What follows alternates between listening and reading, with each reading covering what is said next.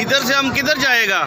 इधर से कोयटा जाना है हम लोगों ने। हम कोयटा कितने घंटे में हम पहुंच जाएगा इधर से? सुबह 10 बजे वहाँ पे पहुँचेंगे। हम सुबह 10 बजे पहुंचेगा। और कितने स्टॉप है हमारे रास्ते में? बस एक ही स्टॉप है, खाने के लिए स्टॉप है। बस एक ही स्टॉप है फिर? बस। तो मोटरवे तो बंद है, फिर हम जीटी रोड जाएगा? जाना है, मोटरवे खुला हुआ है, हम लोगों ने अभी तक किया। अच्छा, मोटरवे खुला हुआ है। ये है जी खुशकिस्मत जो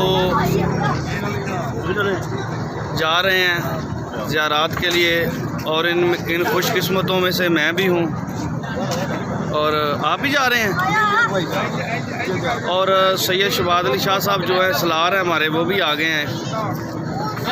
तो इंशाअल्लाह उम्मीद करते हैं